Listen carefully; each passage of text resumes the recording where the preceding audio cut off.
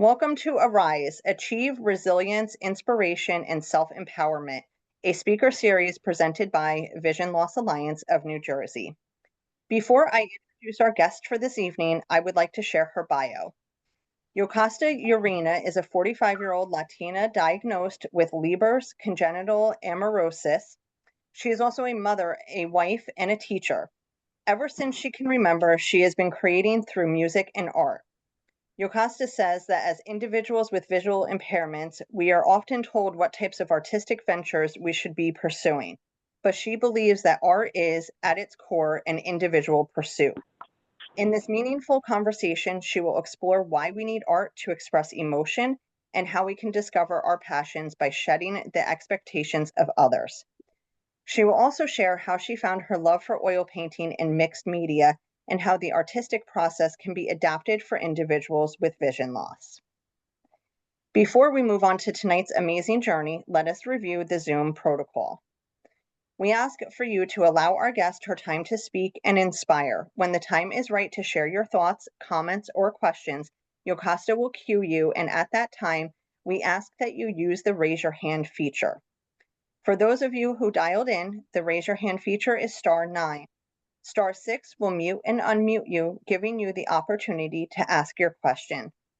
Using a computer, Alt-Y to raise your hand, Alt-A is the mute and unmute command. If you're using a Mac, use the Option+Y, the keyboard shortcut to raise or lower your hand. Alt+A to mute and unmute yourself. Using the Zoom app on the iPad, move to the top right, select the More option, and flick down to the Raise Hand. On the iPhone, this feature is located at the bottom of the screen on the right side. And now I'd like to introduce Yokasta Urena. Hi, everyone. Oh, how are you? I'm good. I'm going to go ahead and close this window because I live very close to LaGuardia and JFK. So it sounds like an airport in my apartment. Have you guys to join you guys tonight. Thank you. Wanted to ask, Vicky, would you mind sharing the screen or giving me permission to share the screen? So you do have permission. Yep, there you go. Okay, so hi everyone. As Vicky mentioned, my name is Yokasta Urena, and I was born with Leber's congenital amaurosis, LCA for short. Basically, what this means, some of you may have Leber's, but if you don't, what this means is that the rods and the cones in your eyes, the cells do not work as they should, and so it makes it very difficult to capture light and interpret information. Because of that, I'm very light sensitive. I have very low vision, so 2400 with corrections, and I am colorblind. My vision has been pretty stable since I was born, with very little changes across the way. About 2 years ago, I had cataract surgery, which for those of you who've had cataract surgery, corrected my far-sighted vision, but it actually made me unable to read print without using glasses. So it kind of fixed one area and it ruined another, but here we are today. So I'm excited to speak with you. I'm a mother of a 22-year-old student who just graduated college, and I'm also a wife. I'm a teacher for the blind and visually impaired, as well as a teacher for early childhood general education and special education. So why are we here today? We are here to talk about art, right? And exploring art through a different lens. I think as individuals with vision loss, many times people tell us how we should interpret art or what type of art activities we should be enrolled in or engaged in.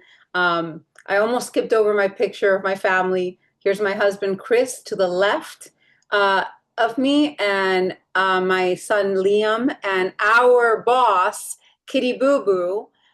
If you have pets at home, I'm sure you know the pets around the house. So here's our boss, Kitty Boo Boo. He's a black and white tuxedo. who is now, I believe, 11 years old, and still ruling the house. So once again, I'm going to switch over here on my end. I'm switching over my accommodations, which are inverted contrast. So why do we search for art, right? So I said everything about who I am and what I do, but who am I really at my core? Who am I? Who am I? I started to look for artistic opportunities since I was young because I felt like just being Latina, being a daughter, being a friend didn't fully describe who I was as a person. Um, I felt that as a person with a visual impairment, people had expectations about the things I could do, the types of art I could create, and it wasn't the story that I felt was true to myself. So in this slide, I'm asking, who am I really? And is that my story or someone else's story for me? Um, who do I want to be? And oh, I'm sorry, I skipped over. Who do I want to be? And I felt that in reality, I was the sum of all of those things. I was the sum of being a daughter, uh, a mother, a teacher, and I wanted to express that in an artistic way. So, exploring art through a new lens, right? What is art? Vicky, would you mind reading the slide for me? Sure. So what is art? Art is, at its core, an individual pursuit. Does it require talent? And what is talent? Talent is a pursued interest, in other words, anything that you are willing to practice, you can do. And that quote is from Bob Ross. Perfect. Thank you so much. So I want to open it up for a second to the friends that have joined us tonight. Is anyone here actively, I guess, sees themselves as an artist or someone who creates? You don't have to have a background in artistic pursuits like going to college to be an artist, but more, do you see yourself as an artist? And could you share with us how so?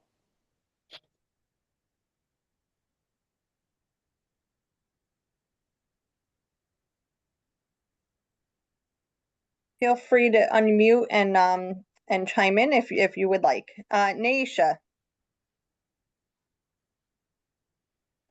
Hi everyone. Hi, Naisha. Uh, I I'm not sure if this counts in the realm of art, but I kind of have this thing that I have developed over, I would say now about maybe 8 years I've been doing it, and so I have like thoughts that come to my head, like I guess insight or thoughts that I feel are important to me, and I'll just write them down. And it's kind of like an open-ended thought where I don't exactly know the answer, and I not necessarily wanting to uh give someone else an answer. I just write it down so that it's an open-ended kind of like question thought or statement. So that's the way that I express myself in what I consider to be art. But it's not necessarily like a painting or a drawing or anything like that. Thank you. Thank you so much for sharing. So yes, that is a form of art, right? And it's free thinking, it's associative thinking. You're expressing things about yourself or views about yourself or about others through a written form. So yes, it is art. Anyone else have any other form of art that they'd like to share with us?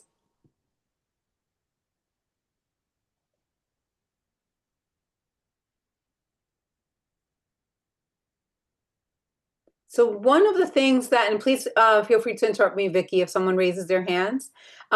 One of the artistic, I feel, ventures that really go unnoticed and deserves, I think, applause is cooking. Cooking is an art. Not everyone can cook, and not everyone can cook well. So if you have a good cook in your house or in your family, they are definitely artists. There's everyday ways to be an artist that you may not really perceive as art, but that really take a talent, and that can be challenging for people who maybe do not share that same passion, or who do not share that same type of skill. So just think about that for a second, because maybe there is some among you who are artists and may not be considering themselves as so. In the next slide, we ask, why do we need art? Right? So why do we need art? Oh, sorry. Vicky, would you mind reading that for me? Sure. So why do we need art? To express our deepest emotions, including, oh, wait. There we go. Self-expression, creativity, communication, entertainment, historical purposes, and more. Yes, so there are many reasons why we struggle to think about ourselves as artists. One of the reasons why is, in Western culture, we spend a lot of time comparing ourselves to people who perhaps went to school to gain a skill. We see that maybe we shouldn't call ourselves artists because we didn't have these same opportunities. But artistic ventures happen every day in many different forms. As Vicky read earlier, it's really more about the pursuit of an interest. So if you're interested in cooking and you continue to cook and you try different recipes, you start getting good at it and feeling like, you know what, maybe I want to host this party, or maybe I want to host Thanksgiving. That in itself is art. We need art in order to express ourselves, to communicate with others, to feel a sense of creativity, for entertainment purposes. We also use art as a way to capture historical events, right? So, can anyone think of any time period that you maybe are aware of that has been captured through an artistic way?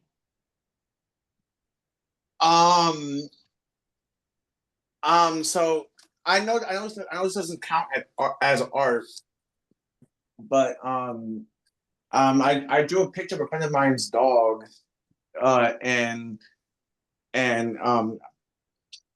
drew a friend of mine's dog because they love the dog so much. It was a part of their wedding, so I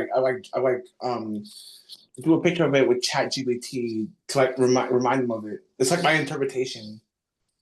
So it is art because you did it for a few reasons. Why did you draw the picture? Like, if you could explain it in just a few words, why would you say what drew you to drawing the picture? I'm really close with this good friend of mine, and they love their dog so much. Okay, so you did it in a way to kind of communicate and connect with your friend, would you say? Oh yes, definitely. Yeah. So that's an important way to use art, right? To communicate and engage with others that are close to us, right? So thank you for sharing that. No problem. And in the next slide, we see that there are different forms of visual and non-visual art that we can think about. In these two images, I share with you on the left, one of my passions is also music. I have jam sessions with friends, mostly jazz and rock. The left picture reads "Musicians Jazz Night with Yo-Yo's VIPs." Why do you think I call them VIPs? What do you think of when you think of VIPs? If you get like the VIP treatment.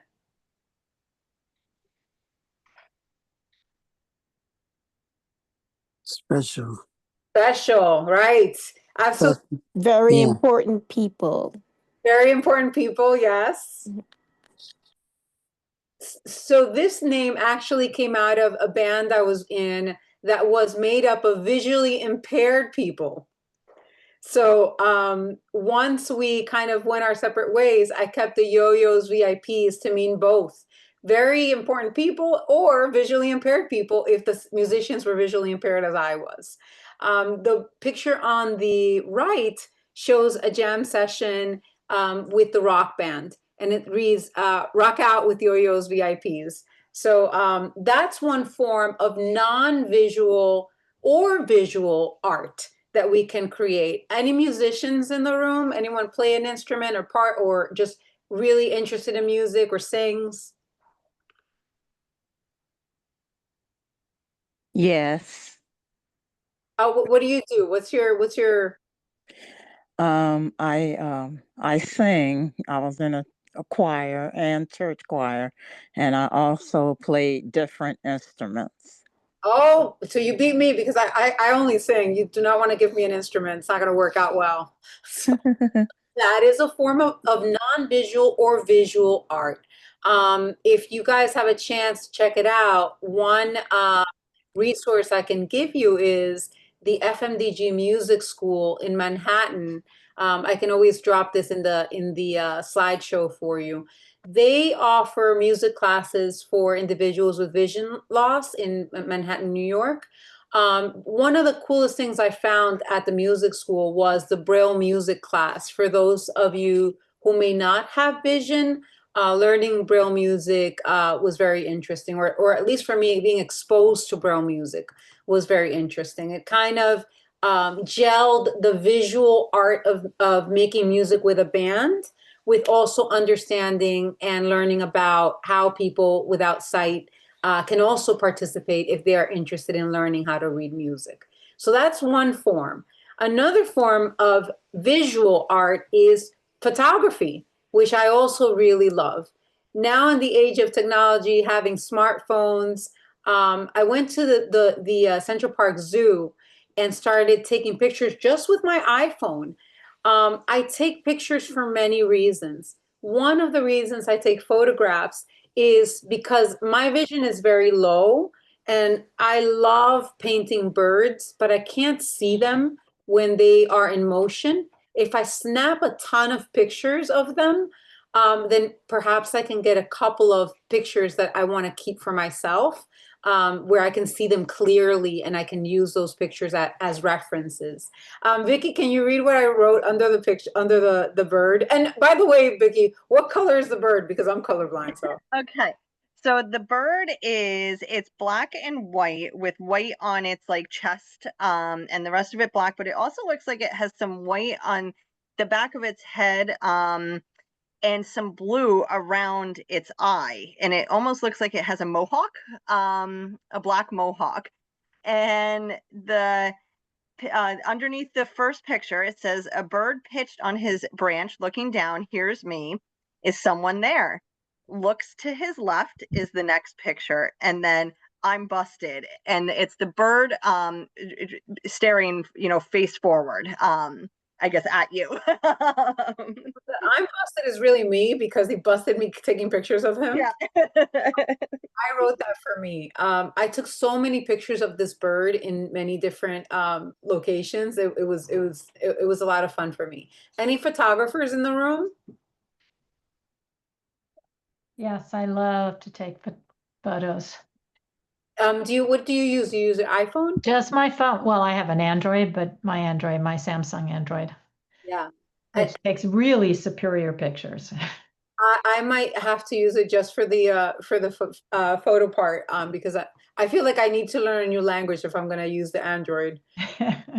But can you tell me a little bit about your vision? Do you have low vision? I have low vision. I have just a little tunnel vision in my left eye, which is also now a little blurry, but I can see further away. I have trouble reading up close.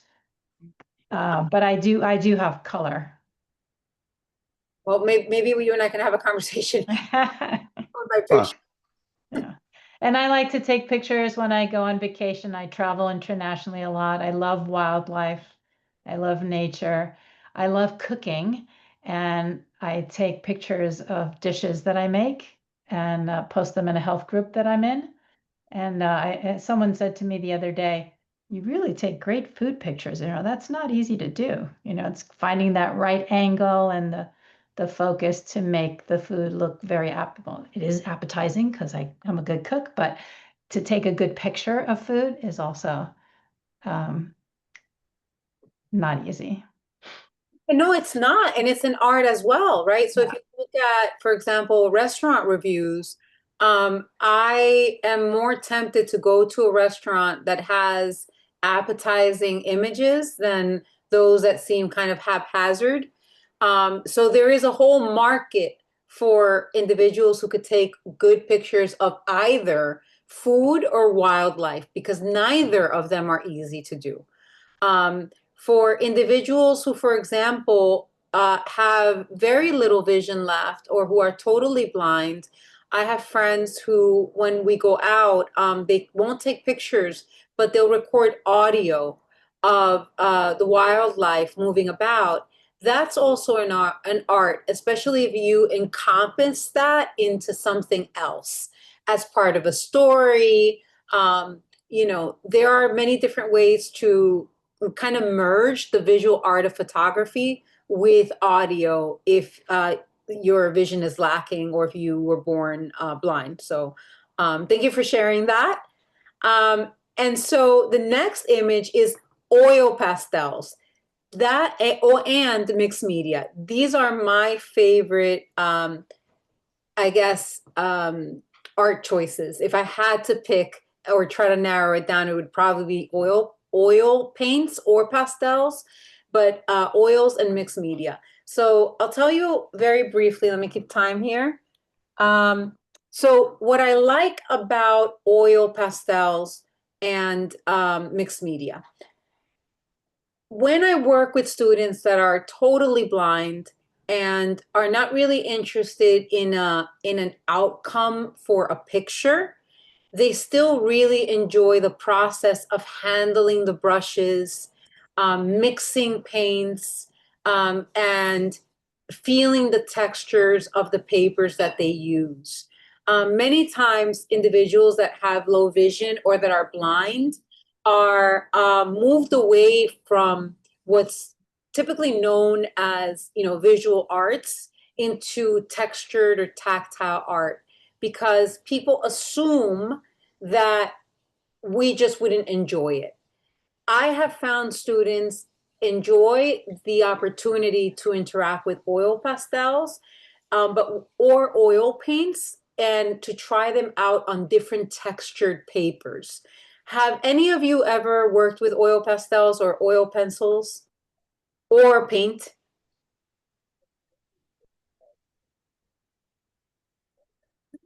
No. Okay. I would encourage you to get a very, very cheap starter kit if you can at some point, and buy some or get some rough paper like watercolor paper, even cardboard, just so that you can feel, if you don't have vision, so that you can feel what oil pastels and oil paints are like, and so you can feel the brushes. You don't need to spend a lot of money just to have the experience. Other people, I'll move over to the mixed media, enjoy incorporating it as part of something that's more textured and tactile. So I'll tell you a little bit about both of these. On the left, I have two drawings where I was messing around. They're not fancy at all. It's a little froggy, and I'll tell you about the paintings very quickly. So my husband's name is Chris.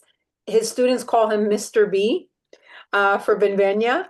And so the picture on the left has Mr. B, and I think he's saying, "Dr. B here, let's have a look." And Froggy is saying, "Are you sure?" She looks like she's kind of shy. I love cartooning, and using oil pastels and pencils is one way that I can draw funny cartoons for my own enjoyment. The picture at the bottom is just a picture of Froggy inside a forest, and she's kind of lost and trying to find her way.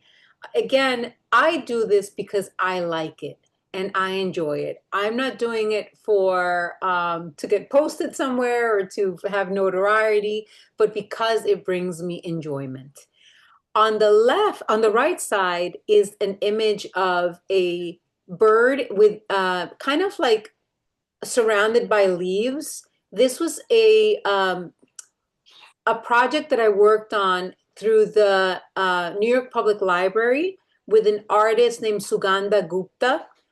Some of you may know Sugandha. Sugandha is visually impaired and she's a textiles artist. So all her art is tactile. She led a workshop where she showed us how to cut different types of paper and glue them onto different types of surfaces so that we could feel them and we can interact with the art. Have any of you worked with mixed media or with textured papers?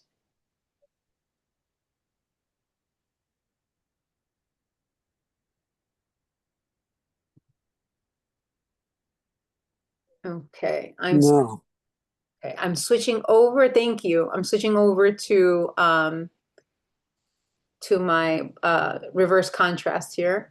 And so, thank you for sharing that, guys. And so my preference, as I mentioned earlier, was oil. I moved on to oil painting. I thought about my youth. Some of you may recognize this person, some of you may not. The next slide reads, Discovering the Joy of Painting by Bob Ross, and YouTube by the internet. In very, very small letters, I put a disclaimer that basically says that, you know, I'm not getting paid by Bob Ross or by YouTube to plug them.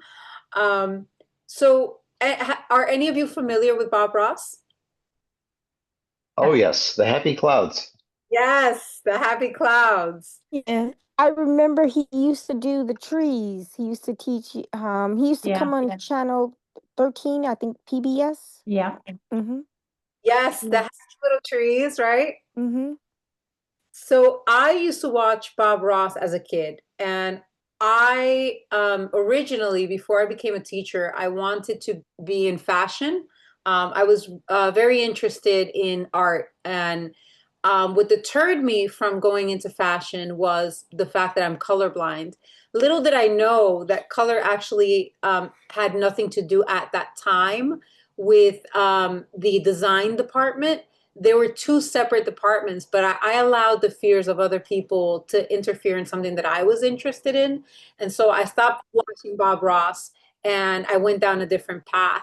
Later on in life, I discovered the Bob Ross videos on YouTube and started watching them.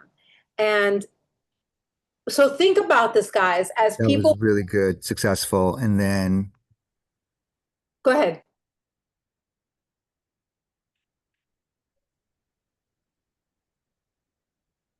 I think they were just unmuted and but now they're yeah. So continue. So as people with low vision, right, you think of YouTube and why do you think I benefit from watching a video on YouTube if I don't know anything about painting and it's my first time? What's one feature that you have on YouTube that you think would benefit you if you wanted to learn how to paint?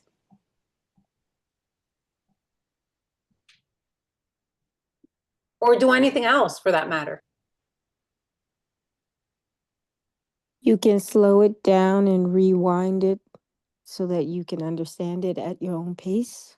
Yes, that was one of the biggest challenges when I was watching PBS and watching the Bob Ross shows was that they were half an hour. I couldn't keep up visually with what he was doing, so I just gave up. Then I found all his videos on YouTube and I started watching them. And found that I could actually create some of the paintings. They were never going to look like his, but I could take my time, rewind, save, start tomorrow again. and have the opportunity to really dive deep into painting. So we move on to the next slide, the process. Yokasta, sorry to interrupt. Stacy has her hand raised. Go ahead, Stacy. Yeah, I used to watch Bob Ross when I was younger too on PBS, but I've also found it on Netflix too. Like it's like a whole like biography of him. Yeah, I am like obsessed with reading everything about Bob Ross, so I'm gonna check that out. I didn't know it was on PBS on Netflix. Did you say? Yeah. I'm checking that out. I'm making a note of it. It's his son talking, but it's like they even show like one of his easels from the studio. I haven't watched the whole thing because it's really long, but it's like it's mostly behind the scenes of stuff he's done. Like they show some of him like doing some of it, but it's like mostly like behind the scenes, like stuff he's used. Like I was just like flipping one day. I'm like, oh. Yeah, I'm glad you brought that up because, I'll tell you very briefly. Bob Ross did 11 seasons of his show, The Joy of Painting on PBS, and he did it pro bono. He was not being paid for those shows. He did it because he loved painting and he wanted to share that art, and he wanted to show everyday people like you and I that you don't have to go to art school to pick up artistic adventure. Yeah, I remember when he used to do the trees. Yes, the trees were I think part of probably some of my favorite. And I've used oil pastels and I've done mixed media. I did one thing where I cut paper and it's a mountain and the clouds are cotton, and then I had someone. I folded pipe cleaners for birds, but I had trouble gluing it, so I eventually had to have someone hot glue it on for me. But did you enjoy the process of yes, I did. Yeah. And the benefit of mixed media is that you can really work with whatever works for you and you can get as creative as you want. I want to kind of piggyback on what you just said in terms of using oil and mixed media.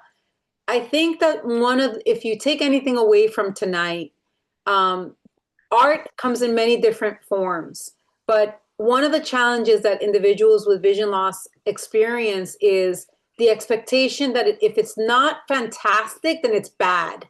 When you enter into creating art, creating anything that you want, whether it's a song or a poem or just writing or painting or cooking or taking pictures, you have to shed away the ideas that other people have for you. As long as you're having fun and you're enjoying the process, as you get better in terms of skill level, then you'll start to realize, oh, maybe I shouldn't have added so much paint. Maybe I'll add less paint next time. Or maybe I prefer rougher textures or softer textures. But that's your call.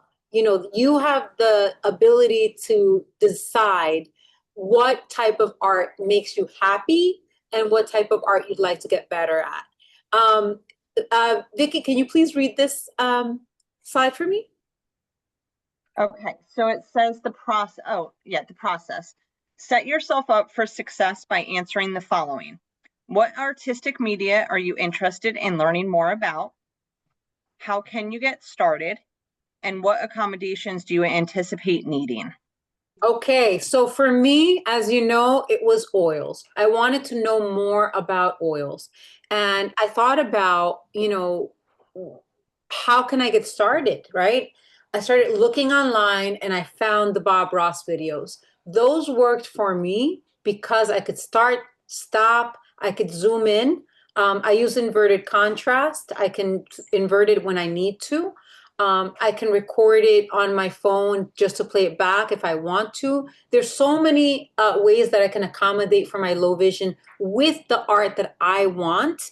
Another thing that I did was I got an easel.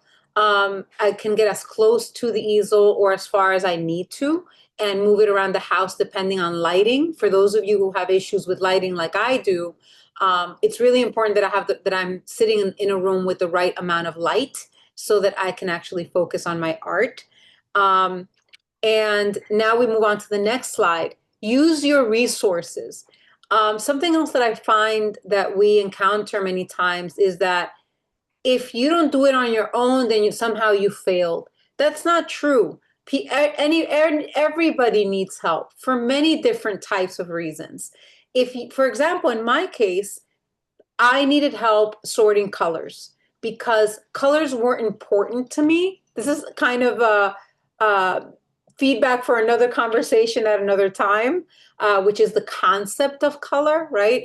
Many people think that if you're visually impaired, you just don't care about color. That's not true. I care about color, and I'm colorblind because color has an emotion for me, and I can see certain tones. I needed my family. I needed to ask them, hey, is this pink? Is this brown? Don't feel ashamed to ask for help if you need help. There's nothing wrong with that. People ask for help for many different reasons. The other thing is seek out organizations such as the organization where we are today, New Jersey Coalition. So seek out organizations for the visually impaired that can perhaps provide you with services that you may not be aware of. In my case, I found the Mountain Lakes Library. Are any of you aware or know the Mountain Lakes Library there in New Jersey?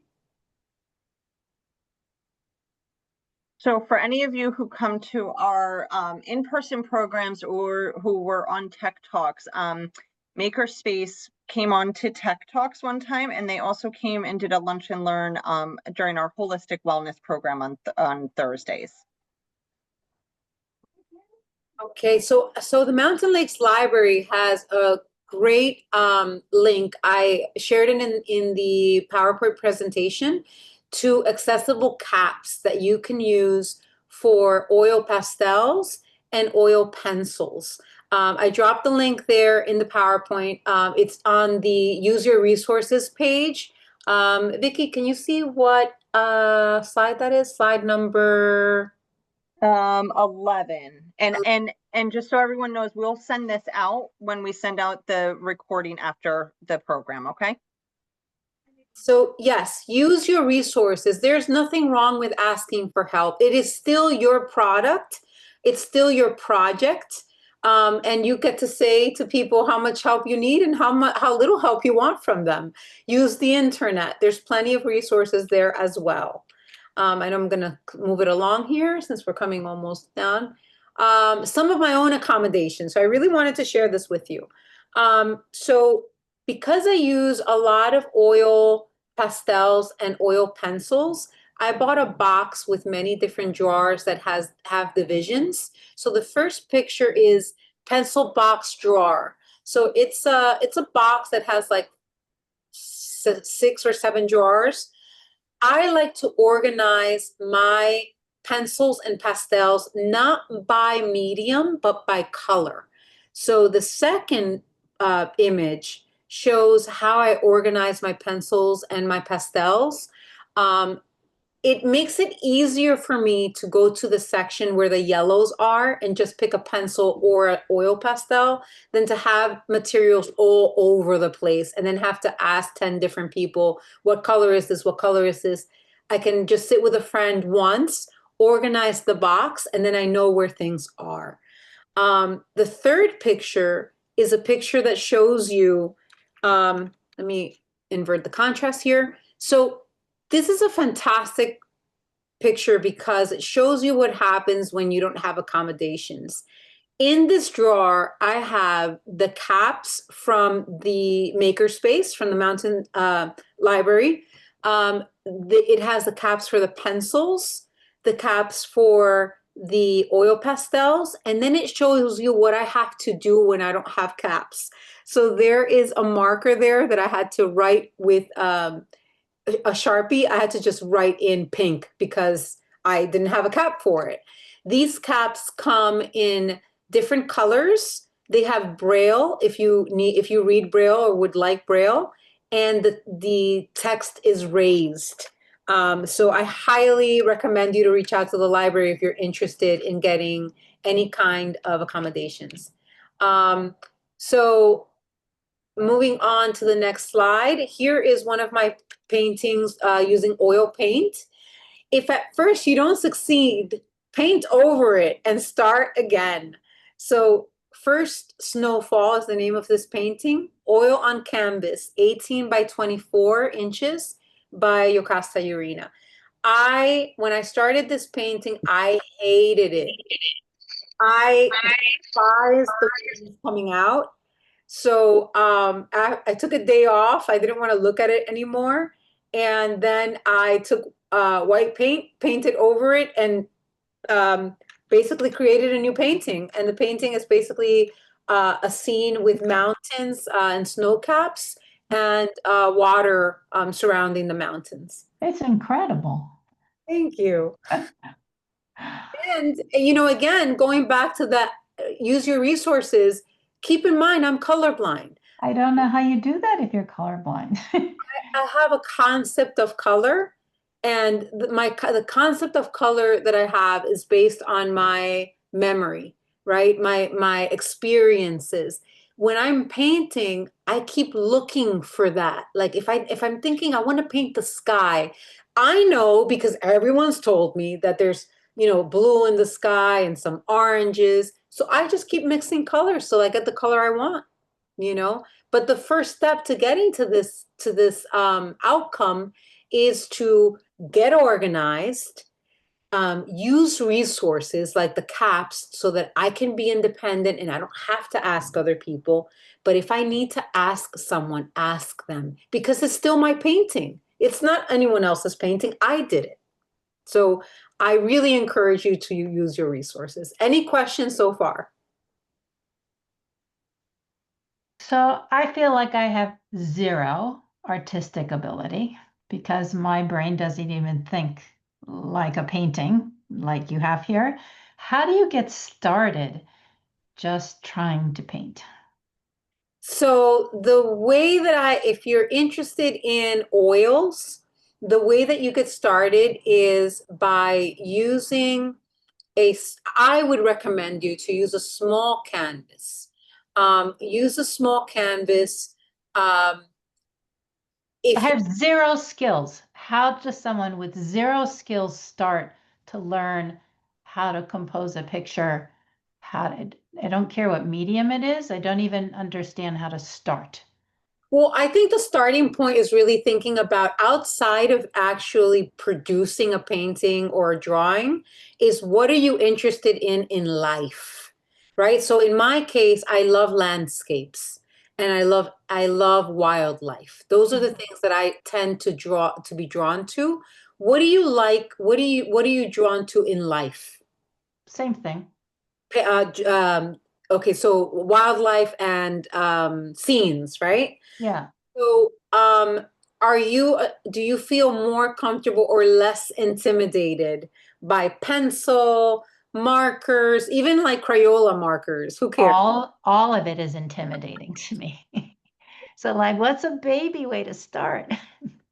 Baby way to start would be, and I love that you said that, baby way to start. A baby way to start would be to buy a notebook. Buy a notebook and doodle. You know, just draw things that you see. It doesn't have to even be in color. It doesn't have to incorporate color. It could just be a black Sharpie. You know, start painting. Get a notebook that's yours that you just start doodling in without any expectation of an outcome. If you went upstate last weekend and you saw a mountain that you like, take a Sharpie and doodle it. But then, you know, depending on the amount of vision you have, if you feel like, you know what, I'm ready for a little bit of a challenge, watch one of Bob Ross's videos. Don't paint, just watch it. Watch what he's doing with the brush. And, you know, that may get you interested in watching another one. If you become interested in oil, buy a blank canvas and just a very basic starter set and follow one of his videos. It may be atrocious. Who cares? Paint over it and use something else. But I think the best way to start is to start doodling on a notebook that's yours without having an idea of an intended outcome. Thank you. Well, what's a good, if I don't want to use a Sharpie, what's a good type of pencil to use for just doodling? I think for doodling, I actually would encourage you to use oil pastels because they're thicker and they're darker. So or dark coloring pencils. Like mechanical pencils are great. My son is here also who's really into art, and he also has Libers, so he also has low vision. Mechanical pencils are great to draw with. I like oil pastels because they're thick, so it feels like you're holding a crayon, but you can see the lines very, very clearly. Got it. And for those of you who have low vision, who are totally blind, you can also feel the texture of the oil pastel. His name was Bob Ross, right? Yes. Yeah. And just sit back and watch the video. You know, I remember it from long time ago. exactly, right? So why do we do this, right? Yokasta, sorry, there's Beatrice has her hand raised. Go ahead. Hello. So let me introduce myself, Yokata. I'm Beatrice Olivetti, but everybody calls me B, so you guys can do that. Most people on this Zoom know me. But a couple of things that you said I read, and I just wanted to piggyback on them because I'm totally blind since birth, no light perception. And one of the things that you said about like art being like that we always had to be correct and things like that resonated with me because of school, because my art teachers never quite knew what to do with me, so they had me stringing beads. So I kind of like walked away with like a perception of art. But then I went to the New Jersey Training School for the Commission for the Blind, JKTC, Joseph Cohn Training Center. And I actually worked with scratch paper. They had an art teacher there that came in every Tuesday. And you would say, oh, what's somebody that can't see doing with scratch paper? But what you said about like the process resonated because just the process of using scratch paper with the pencil, feeling what it felt like afterwards, like that was like I guess not exhilarating, but it was definitely something that brought me joy because of like the movement. So that resonated with what you had said about like the process bringing joy to those of us who are totally blind. Yes. Thank you so much for sharing that. Oh, no problem. Because, the impression that I walked away with in grammar school of art kind of changed along the years with my experiences. And also what you had said about like writing, well, I say writing because I like to write, but different things being art. Like I see like my love of writing as another expression of art, or my love of technology expression of art. Yes, absolutely. Anyone else? Thank you, B, for sharing that. And it's, I think for many of us growing up in Western culture where we're always compared to what we should be doing, what our peers are doing, the joy of creating has been kind of drawn out of the process. Really, what brings me to art is the ability to move away from everyday life, to lose myself in something, whether it's music or writing or cooking, and not be so lost in thought of our everyday problems. I personally believe that everyone should have something that pulls them away for a little while from the reality that we all live with our families and our jobs. And art can be a vehicle for you to do that.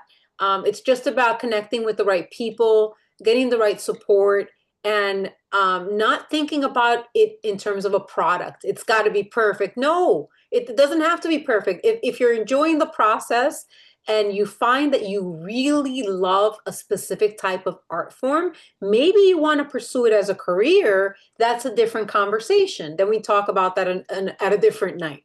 But in terms of art for the sake of joy, of being joyful, try not to be your worst critic. And this slide says why, because there are no mistakes, as Bob Ross said, just happy little accidents, right? And any questions so far or comments? I know we're coming close to the end of our time.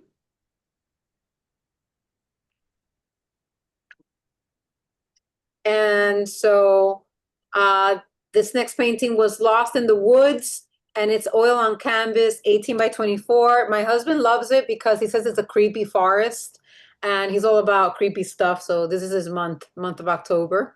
The last one is An Accidental Town, and this is a painting, also oil on canvas, and it's a painting inspired by my trip to West Virginia, between like Virginia and West Virginia and the Blue Ridge Mountains.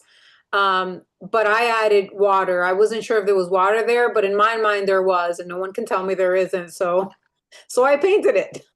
And last but not least, my contact info.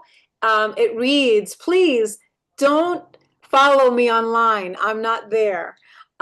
There's a huge reason why I don't post artistic things online. And this is an individual choice. Other people may want to.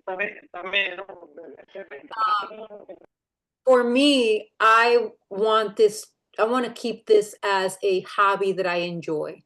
And so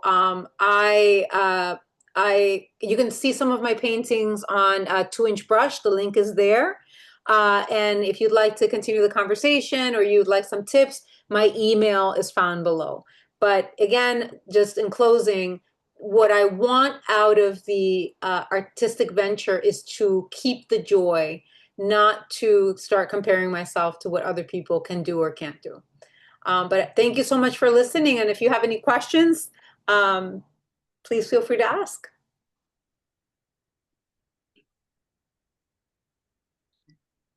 Thank you so much for the presentation. It was beautiful. Thank you. Thank you. Thank you. Thank you so much. It really was, Yokasta. Thank you so much. You're really an inspiration, and your artwork is absolutely beautiful. So I really thank you for sharing everything with us. This was wonderful. Thank you so much. I really appreciate you guys having me here, and I hope you continue to create, make something, put it up online. I hope I can see it. Thanks, Yokasta. It was nice meeting you online. Nice meeting you. And everyone, just remember to just remember to follow us on our YouTube channel to hear this and other virtual presentations. And I hope everyone has a wonderful evening and stays well. And Yokasta, thank you again. Thank you. Have a great week. Thank you for the inspiration. Thank you. Thank you. Have a great night. Thanks for your leadership, Vicky. Oh, thank you. Bye. Bye. Have a good night, Thank you, guys. everyone.